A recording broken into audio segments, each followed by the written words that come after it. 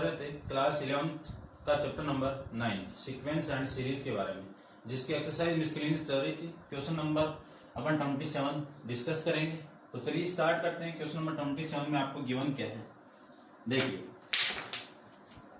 Question number 27 में आपको given है कि a farmer by A use tractor for the 12,000, यानी एक फार्मर है, कितने रुपए में एक ट्रैक्टर को खरीद रहा है?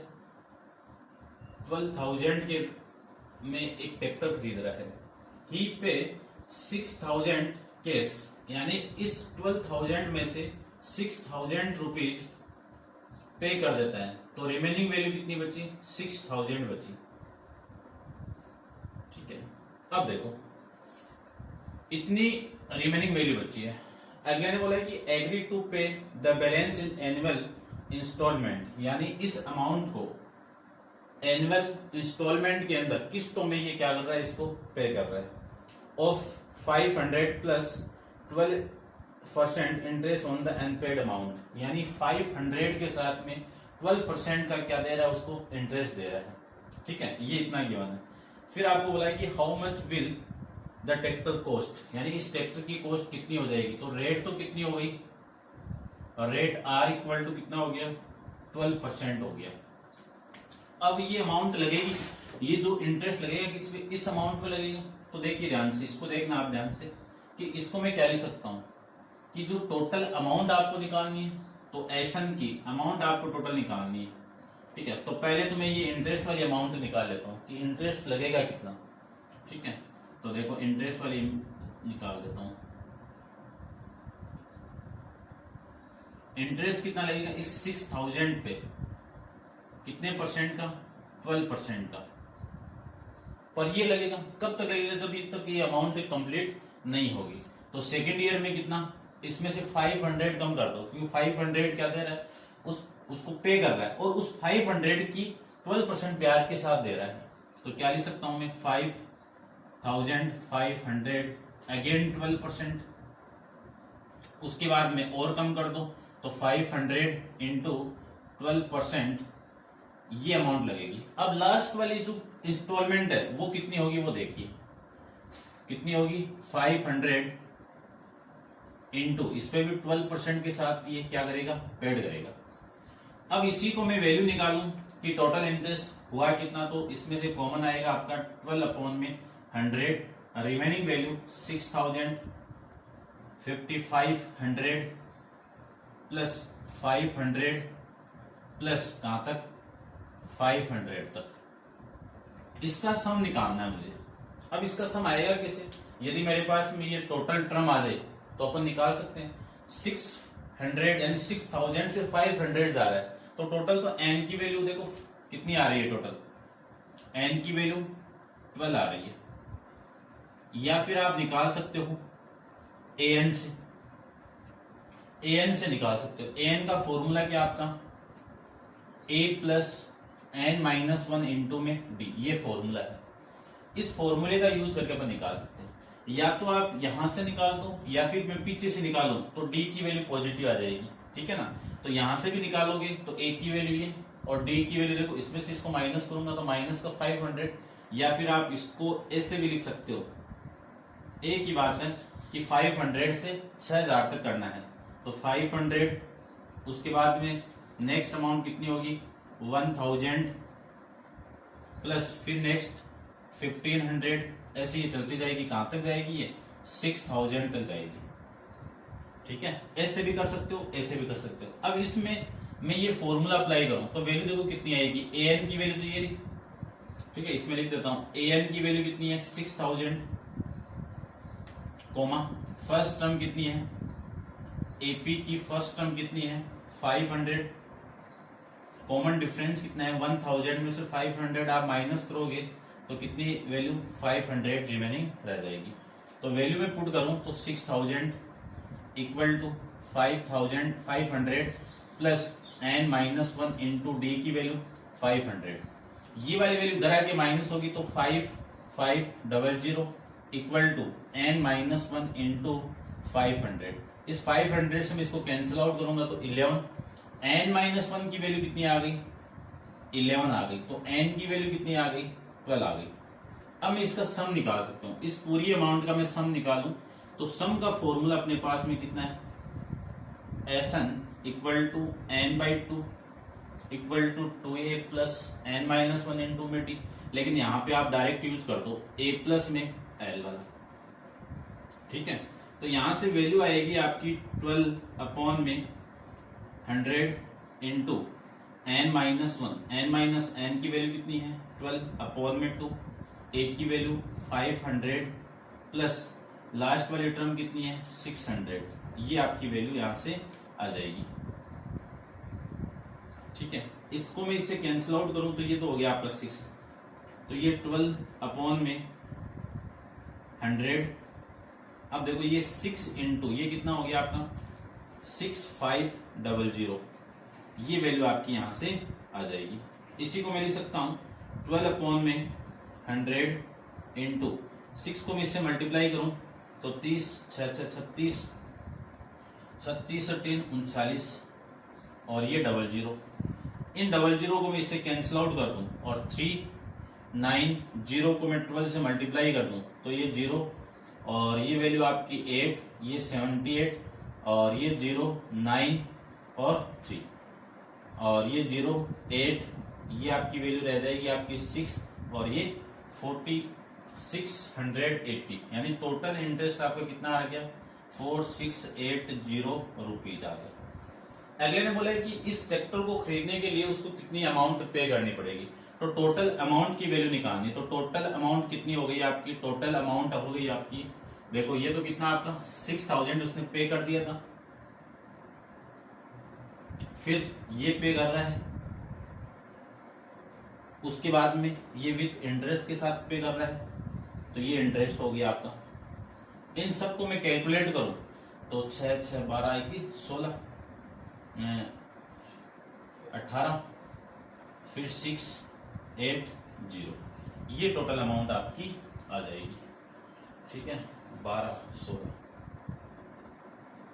ठीक है, ये आपकी टोटल अमाउंट आ जाएगी। ऐसे अपन इस क्वेश्चन को सोल्व कर सकते हैं। नेक्स्ट क्वेश्चन देखिए, क्वेश्चन नंबर आपका नेक्स्ट इसी की तरह का है, सेम क्वेश्चन है, सेम अपन करते हैं, इसको आप पॉज करके नोट डाउन कर लेना।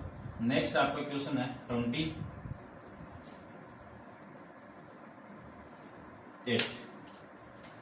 ये 28 क्वेश्चन देखिए ध्यान से। 28 में आपको गिवन है कि Shamshed Ali by scooter for the 22,000, एक स्कूटर बाई कर रहा है कितने में 22,000 के अंदर।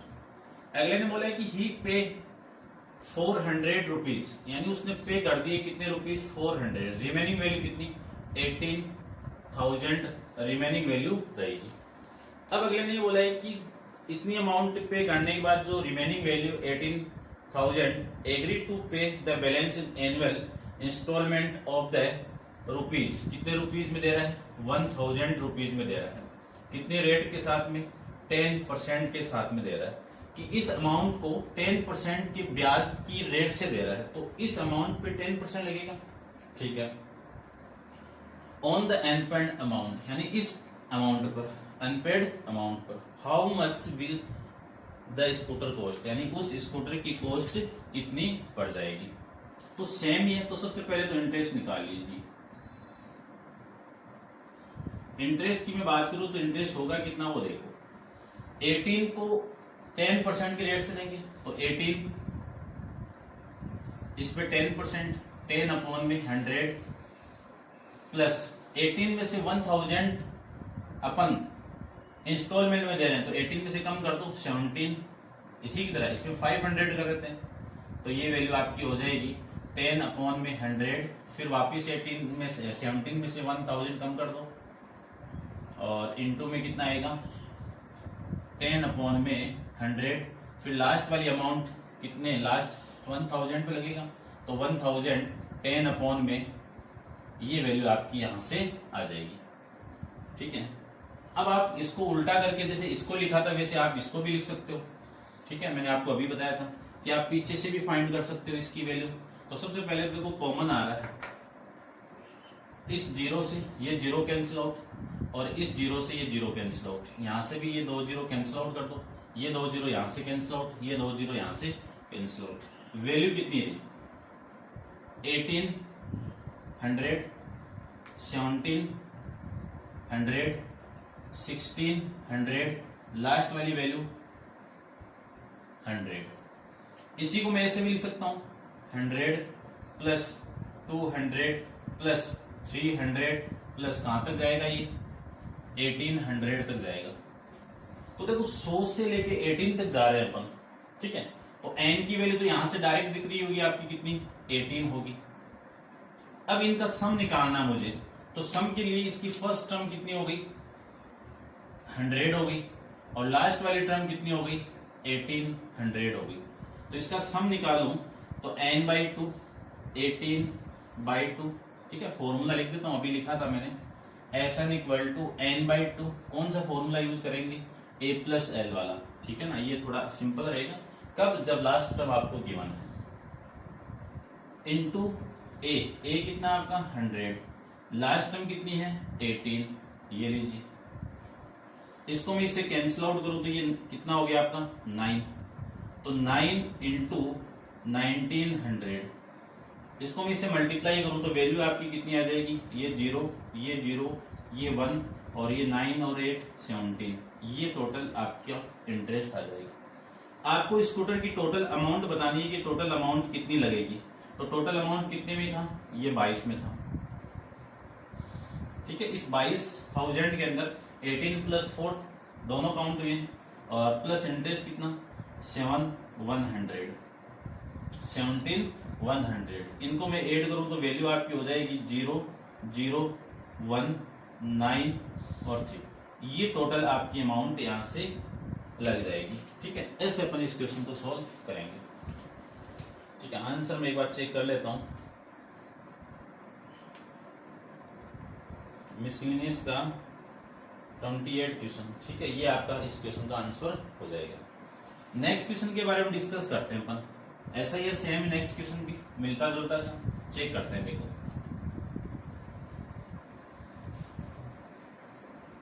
नेक्स्ट क्वेश्चन के अंदर आपको गिवन कंडीशन क्या है, सबसे पहले वो देखिए कि a person write a letter to for his friend.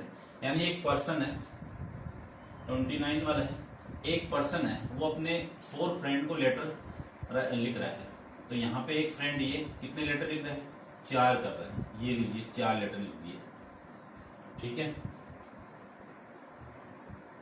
यानी एक पर्सन अपने 4 फ्रेंड को लेटर लिख रहा है। फिर अगले ने बोला है कि he asked each one of them to copy the letter and mail to 4 different person। यानी ये चारों पर्सन इसी लेटर की कॉपी करके अगर जो 4 पर्सन उनको राइट कर रहे हैं, तो ये पर्सन भी 4 को करेगा, और ये भी 4 को करेगा, ये भी 4 पर्सन को राइट करेगा, फिर ये भी 4 पर्सन को राइट करेगा। फिर अगले ने बोला है कि with instruction that they move the chain similarly. यानी ये जो चेन है वो सिमिलर ऐसे ही बनती जाएगी। अब ये पर्सन ये भी 4 को लिखेगा, ये भी 4 को, ये भी 4 को, ये भी 4 को, ऐसे ये चलता जाएगा। उसके बाद में देखो क्या लिखा है, assuming that chain is not broken, that is consist cost, that is cost 50 rupees. यानी इसकी जो कॉस्ट है लेटर की वो कितनी है? 50 पैसा है। इसको मैं रुपीज में लिखना चाहूं तो कितना आएगा? 0.5 रुपीज, या फिर लिख सकता हूं मैं 1/2 रुपीज। एक ही बात है, चलिए ठीक है। फिर अगले ने बोला है कि मेल 1 लेटर फाइंड, यानी मेल की इतने कॉस्ट इसके लग रहे हैं। Find the amount spend on the postage with 8 set of the letter his mail. यानी 8 सेट आपको इसमें मेल करने, उनकी टोटल कॉस्ट आपकी बताना, यानी आपको टोटल कॉस्ट कितनी लगेगी मेल करने की, वो अमाउंट आपको बतानी। तो सबसे पहले तो ये लेटर कितने पोस्ट हुए हैं उनकी वैल्यू निकाल लेता हूं मैं। तो देखो एक पर्सन यहाँ पे था, इस पर्सन ने 4 लेटर राइट किए तो 4 हो गए।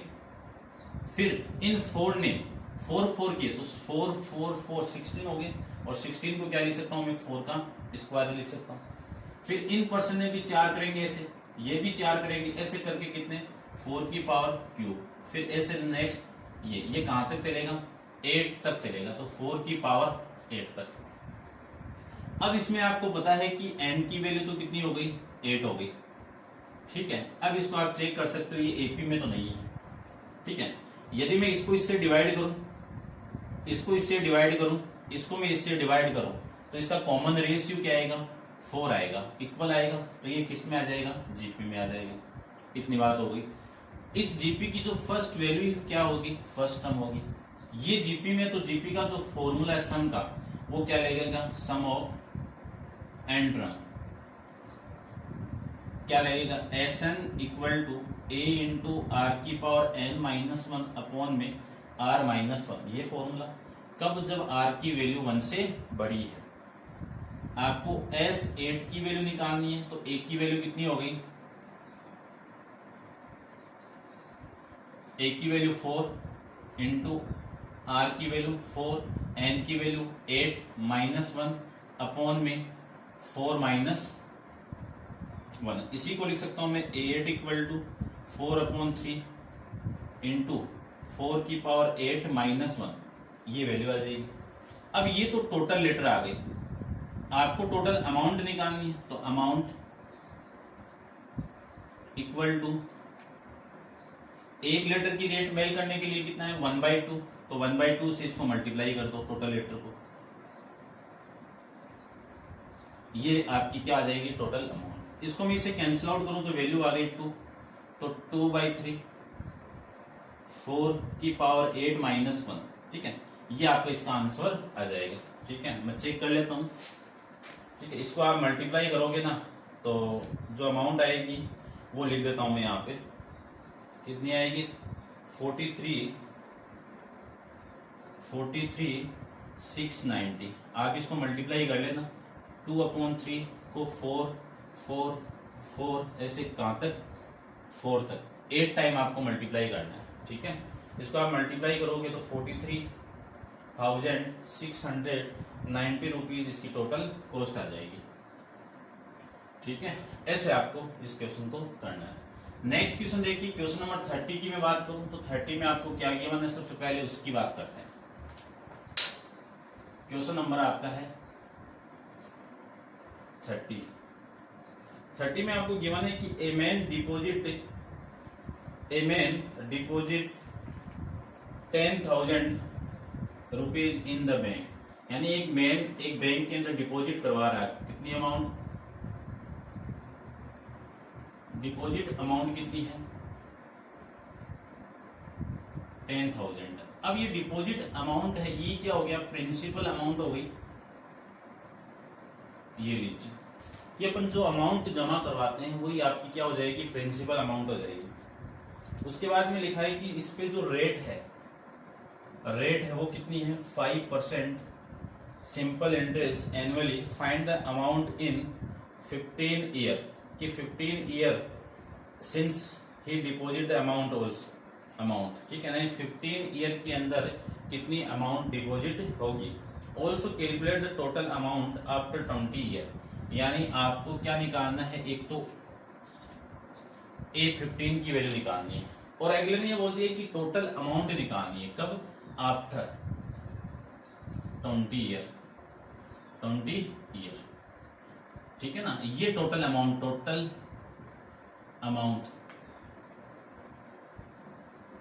ऑफ आफ्टर 20 ईयर, ये वैल्यू निकालनी है, ठीक है। पहले समझ लो इसकी थीम, कि मैं ऐसे बोलूं आपको कि एक बैंक के अंदर आप अमाउंट जमा करवा रहे हो, उस अमाउंट पे जो इंटरेस्ट लगेगा वो 1 ईयर बाद में लगेगा, ठीक है। मान लीजिए मैं एक बैंक के अंदर 100 रुपीज लगा रहा हूं, अब यहां से 1 ईयर जाने में ये फर्स्ट ईयर की अमाउंट का कितनी होगी, कि 500 प्लस इसमें 100 पे इसका जो ब्याज लगेगा, वो ब्याज की मैं बात करता हूँ कि 5% लगेगा, इसकी मैं बात करूं, ठीक है। तो इससे ये कैंसिल आउट होगी, तो टोटल वैल्यू कितनी, 100 प्लस 5 इक्वल टू 105, ये तो अमाउंट होगी। ये कब होगी, 1 ईयर के बाद में होगी, ध्यान रखना। अगले ने ये पूछा है कि 20 ईयर बाद में आपको ये 21वीं वैल्यू यहाँ पे निकालनी है। ये कौन सी वैल्यू निकालनी है, 21वीं वैल्यू आपको निकालनी है, कि 21 के अंदर कितनी वैल्यू हो जाएगी, ठीक है। ये आपको पता होना चाहिए। तो मैं बात करूं कि जो प्रिंसिपल अमाउंट है वो आपकी कितनी है, 10,000 रुपीज है। अब यहां से जो अमाउंट में बात करूं, अमाउंट आफ्टर 1 ईयर, इस 1 ईयर की मैं बात करूं कि 1 ईयर आफ्टर कितनी अमाउंट होगी, 10,000। इस पे ब्याज लगेगा, इंटरेस्ट लगेगा कितना, 5% का। तो ये इससे कैंसिल आउट, वैल्यू कितनी होगी, 10,000 प्लस 500, कितनी वैल्यू, 10,500, ये वैल्यू हो जाएगी। उसके बाद में सेम ही मैं बात करूं कि 2 ईयर की मैं बात करूं तो 2 ईयर के अंदर कितना लगेगा, इसमें 500 और ऐड कर दो तो 11,000। फिर मैं 3rd ईयर की बात करूं तो वैल्यू कितनी आएगी, 3rd ईयर के अंदर 500 और ऐड कर दो, ये चलता जाएगा ऐसा। अब आपकी जो वैल्यू है वो क्या मिली, देखो स्टार्टिंग के अंदर आपने इतनी डिपॉजिट करवाई और 1 ईयर के बाद में अमाउंट हो गई आपकी 10,500, फिर 11,000, फिर 11,500, ये अमाउंट आपकी चलती जाएगी। आपको वैल्यू कौन सी ईयर की निकालनी है, A15 की निकालनी है। तो इसका मीनिंग क्या है, देखो पहले तो इसको चेक कर लो ये किसमें है। इसमें 500 ऐड हुआ, इसमें भी ऐड हो गया, इसमें भी ऐड हो गया, तो कॉमन डिफरेंस आ गया कितना, 500। तो ये किसमें हो गई, AP में हो गई। इस AP की जो फर्स्ट टर्म है वो कितनी है, 10,000 है। आपको A15 की वैल्यू निकालनी है। 15 ईयर के अंदर अमाउंट है ना, आफ्टर 15 अमाउंट नहीं बोला है अगले ने, ठीक है, ये ध्यान में रखना। तो A प्लस में 14D, तो A की वैल्यू कितनी है, 10,000 प्लस 14 इंटू 500, तो 10,000 प्लस ये वैल्यू आपकी कितनी आ जाएगी,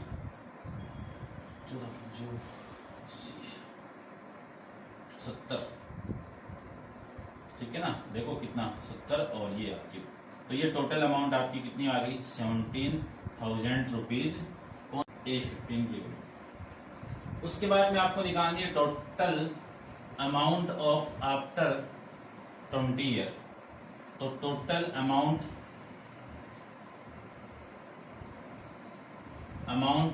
इन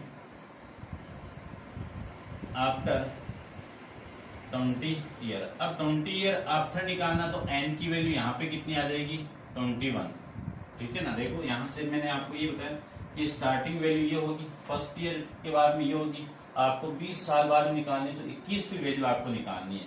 तो 21वीं वैल्यू आएगी कितनी, A21 आएगा। A21 को लिख सकता हूँ मैं A प्लस 20D लिख सकता हूँ।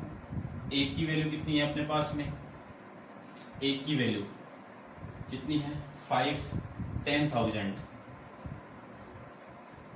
प्लस 20 इंटू D की वैल्यू कितनी है, 500। इन सब को आप ऐड करोगे तो ये तो 10,000 और ये भी 10,000, दोनों को ऐड करोगे तो वैल्यू आ गई आपकी 20,000 टोटल अमाउंट। यहाँ पे कौन सी ईयर के अंदर, आफ्टर 20 ईयर के बाद, यानी 21वीं साल की अमाउंट ये हो जाएगी, ठीक है। तो ये था आपका क्वेश्चन नंबर 30। अब आप वीडियो को पॉज करके इसको नोट डाउन कीजिए और डिस्कस करते हैं इसका नेक्स्ट क्वेश्चन नंबर आपका है 31 के बारे में। 31 में भी देखिए ऐसा ही है, सेम मिलता जुलता क्वेश्चन है, बस थोड़ा सा समझना है उसको भी। क्वेश्चन नंबर आपका 31 के अंदर जो वैल्यू आपकी है, जो गिवन है वो क्या है, देखो a manufacture record that the value of machine which cost him 15, यानी जो रिकॉर्ड है that the value of a machine which cost him 15,625, ये तो आपकी कॉस्ट है। Will the depreciate each of the year 20%, कितनी अमाउंट आपकी डिस्प्रिशिएट हो रही है, 20%। डिस्प्रिशिएट का मतलब कम हो रही है, ये अमाउंट आपकी क्या हो रही है, कम हो रही है। Find the estimated value of at the end of 5 year, यानी लास्ट 5 ईयर के एंड के अंदर वो अमाउंट कितनी हो जाएगी। तो सबसे पहले देखो इस 15,625 में से 20% कम होगी एक साल के अंदर। तो फर्स्ट ईयर की मैं बात करूं तो फर्स्ट ईयर के अंदर कम होगी तो अमाउंट होगी कितनी, 15,625 इंटू, कम होगी तो अपन माइनस का यूज करेंगे, तो 1 माइनस 20% ऑफ 100 की पावर 1, ये तो यूज करेंगे। इसकी वैल्यू कितनी हो गई, इसको मैं यहाँ पे कैलकुलेट कर देता हूँ। देखो ये आपका 100 माइनस 20 कितना, 80 अपॉन में 100, ये 0 से 0 कैंसिल आउट, 4 अपॉन में 5। तो इस अमाउंट को लिख सकता हूँ मैं 15,625 इंटू 4 अपॉन में 5, ये वैल्यू। ठीक है, नेक्स्ट सेकेंड ईयर की मैं बात करूँ तो सेकेंड ईयर के अंदर ये अमाउंट अगेन कम होगी, तो सेकेंड ईयर की वैल्यू कितनी होगी, 4 अपॉन 5, इस पे पावर कितनी, 2, ये अमाउंट हो जाएगी। फिर मैं थर्ड ईयर की बात करूं तो थर्ड ईयर के अंदर ये अमाउंट कितनी हो जाएगी, 4 अपॉन 5 की पावर 3, ये हो जाएगी। ऐसे ये चलती जाएगी, आपको वैल्यू निकालनी है फिफ्थ ईयर के अंदर कि ये फिफ्थ ईयर के अंदर कम होके कितनी अमाउंट हो जाएगी। तो 15,625 इंटू 4 अपॉन, देखो थर्ड ईयर थी तो पावर थर्ड, यहाँ पे पावर कितनी आएगी, 5 आएगी। इसी को आप कैलकुलेट कर दो तो 5,625 इंटू 4 की पावर 4 इंटू 4 लिख सकता हूँ, अपॉन में 5 की पावर 4 इंटू 5 लिख सकता हूँ। तो 15,625 इंटू में 256, 4 की पावर 4 कितना, 256 इंटू में कितना 4 अपॉन में 625 इंटू में कितना 5। इन सब को आप कैलकुलेट करोगे तो वैल्यू आ गई आपकी 5120 रुपीज। कितनी वैल्यू आ जाएगी, 5120 रुपीज के अंदर वैल्यू यहाँ से आ जाएगी। ठीक है, तो इस क्वेश्चन का आंसर आपका ये हो जाएगा। अब आप वीडियो को पॉज करके इसको नोट डाउन कीजिए और अपन डिस्कस करते हैं इसके नेक्स्ट क्वेश्चन। क्वेश्चन नंबर आपका है 32 के बारे में। देखिए क्वेश्चन नंबर 32 के बारे में डिस्कस करें अपन। तो 32 में आपको गिवन है कि 15 worker were engage to finish a job in certain number of day, यानी एक काम को करने के लिए कितने वर्कर लग रहे हैं, 150 वर्कर लग रहे हैं। उसमें से 4 वर्कर ड्रॉप आउट ए सेकेंड डे, यानी स्टार्टिंग के अंदर जो टोटल वर्कर है वो कितने हैं, 150। इसमें से 4 वर्कर अगले दिन ड्रॉप हो गए तो रिमेनिंग वैल्यू कितनी, 146। फिर अगले ने और बोला कि 4 worker more drop out on the third day, तो 4 वर्कर और चले गए तो कितना, 142 सो ऑन। ठीक है, एंड ऐसे ये चलता जाएगा। कहां तक जाएगा ये अपन को नहीं पता है, इसको मैं ले लेता हूं एंड डे तक जाएगा, एंड डेज तक जाएगा। ठीक है, फिर अगले ने बोला है कि it took 8 more days to finish the work, यानी इस तरह से ये कम होते जाएंगे ना, तो टोटल जो काम होगा वो एन डे के अंदर हो रहा था वो कितने में होगा, n minus 8 n plus a day के अंदर हो, यानी 8 दिन क्या होंगे, ज्यादा लगेंगे। ऐसे चलेगा तो ठीक है। अब ये काम कितने में मैंने मान लिया कि ये जो आपका टोटल वर्क है वो एन डे के अंदर होगा। यदि मैं टोटल इनको लगा दूं तो इसमें से जो ज्यादा लग रहा था, इसमें से टोटल तो n हो गया, और इन्हीं में से कितना दिन ज्यादा हो रहा है, 8 डेज ज्यादा हो रहा है।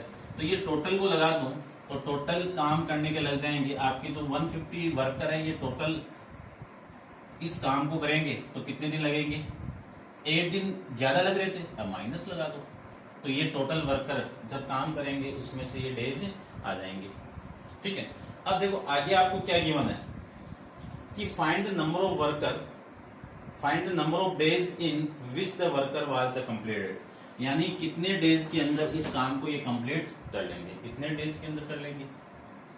ठीक है ना, इतने डेज के अंदर कर लेंगे। तो लेट करके मैंने इसी को एंड डेज मान लिया, इसमें से जो आपके ज्यादा टाइम लग रहा है उसी को मैंने माइनस कर दिया। तो इतने दिनों में ये टोटल वर्कर जब लगेंगे तो इतने दिन में ये काम कंप्लीट हो जाएगा। तो सबसे पहले तो मैं इसकी वैल्यू निकालूं कि यहां से जो वर्क आएगा वो कितना आएगा वो देखो। ठीक है, इसको निकालने से पहले मैं इसमें कुछ वैल्यू ये तो आपकी फर्स्ट वैल्यू, फर्स्ट टर्म होगी। कॉमन डिफरेंस 4 4 कम हो रहा है तो कॉमन डिफरेंस हो गया आपका 4। एन की वैल्यू अपने पास में एन ही है। तो टोटल वर्क की बात करूं, जैसे ये कम होते जाएंगे तब टोटल वर्क कितना आएगा वो देखिए। फॉर्मूला अपन जानते हैं कि S N equal to N by two 2a plus N minus 1 into में डी। तो S N equal to N by two की वैल्यू अपने पास में है नहीं है, 2 इंटू ए की वैल्यू 150 प्लस एन की वैल्यू नहीं है, डी की वैल्यू 4 माइनस 4 कम हो रहा है ना, यहाँ से -4 है ना, कर लेना आप ऐसे कर सकते हैं। 146 माइनस 150 इक्वल टू कितना माइनस का 4, ये वैल्यू आपकी यहाँ से आ जाएगी। तो ये मैं माइनस लगा देता हूँ। ये n by two equal to ये कितना आ जाएगा, देखो n बाई टू का आप अंदर ही मल्टीप्लाई कर दो तो इस 2 से 2 cancel out, 150n plus n minus 1 और ये माइनस यहाँ पे, इस माइनस को यहाँ पे लगा देता हूँ, इस 2 से इसको कैंसिल आउट करो तो 2n, ये वैल्यू आपकी यहाँ से आ जाएगी। वैल्यू आएगी कितनी total, 150n minus 2n square और ये माइनस माइनस प्लस 2n, ये वैल्यू आपकी यहाँ से आ जाएगी। अब देखो ये दोनों को मैं ऐड कर दूं तो वैल्यू आपकी 152n माइनस 2n स्क्वायर, ये आपका टोटल वर्क आ जाएगा। अब मैं थोड़ी सी अलग बात कर रहा हूँ, देखना ध्यान से। यदि ये कब है, जब फर्स्ट यानी स्टार्ट इतने से किया, फर्स्ट डे के अंदर, सेकंड डे के अंदर इतना कम हो गया, थर्ड डे के अंदर 4 मेंबर और कम हो गया, तब इनमें एंड डेज लग रहे हैं, एंड डेज लग रहे हैं। अब मोर देन वर्क कितना है, कितना टाइम लग रहा है, ज्यादा 8 दिन ज्यादा लग रही है। तो टोटल पर्सन, टोटल वर्कर काम करेंगे, ये टोटल वर्कर हो गए, ये काम करेंगे तो आपके पास में आपका जो डेज है वो कितना है, n माइनस 8 आ जाएगा। तो टोटल वर्क कितना होगा, टोटल वर्क कितना होगा, n माइनस 8, ये तो होगा टोटल, ठीक है ना। और ये भी टोटल वर्क है और ये भी टोटल वर्क है, इन दोनों को मैं अब इक्वल कर सकता हूं। ये क्या आपका टोटल वर्क, ठीक है। किसमें ये टोटल वर्क की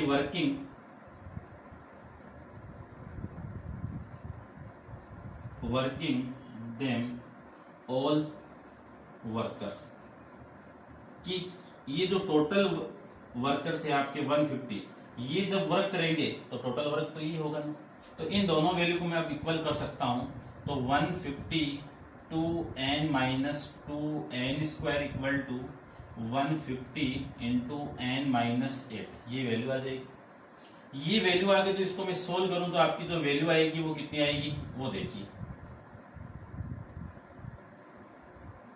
कितनी आ जाएगी, 152n minus 2n square equal to 150n minus 15 120 और ये 1200, ये वैल्यू आ जाएगी। इस 59 को इधर या फिर इसको इधर लेके आइए, कितनी वैल्यू आ जाएगी, 2n स्क्वायर और ये वैल्यू इधर जाएगी तो 150 से माइनस करोगे तो माइनस का 2n और वो वैल्यू पहले से उधर ही है तो ये वैल्यू आपकी यहाँ तक आ जाएगी। इसी को मैं लिख सकता हूँ n square minus n minus 2 से डिवाइड करेंगे तो 600 इक्वल टू 0, ये आपकी वैल्यू यहाँ से आ जाएगी, ठीक है। इतना अपन इस क्वेश्चन के अंदर कर सकते हैं। अब ये वैल्यू आपकी आई क्या, क्वाड्रेटिक इक्वेशन आई। अब क्वाड्रेटिक इक्वेशन के ऐसे दो फैक्टर जिनका मल्टीप्लाई माइनस का मल्टीप्लाई माइनस 600 और उनका सम कितना आना चाहिए, -1 आना चाहिए। तो ऐसी दो वैल्यू कौन सी होगी, देखो नहीं पता है तो प्राइम फैक्टर में कन्वर्ट कर लो। इसको मैं प्राइम फैक्टर में कन्वर्ट करूंगा तो वैल्यू आ गई आपकी, कितनी वैल्यू आएगी, वैसे भी अपन निकाल सकते हैं ना।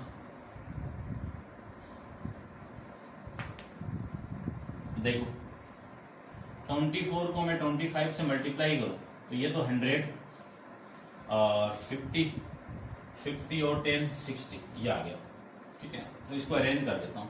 कैसे दो फैक्टर यही हैं जिनका मल्टीप्लाई कितना हो 600 और प्रोडक्ट कितना हो -1, तो n स्क्वायर माइनस, ठीक है ना, यहाँ पे लिख देता हूँ। सम तो कितना आना चाहिए -1 और प्रोडक्ट कितना आना चाहिए -600। ऐसी दो वैल्यू कौन सी है, -1 आ रहा ना, तो ये 25 तो -24 कोमा माइनस का 25 ये वैल्यू पुट कर दो। तो वैल्यू आपकी आ जाएगी यहाँ से 24 n minus 25 n minus 600 equal to 0।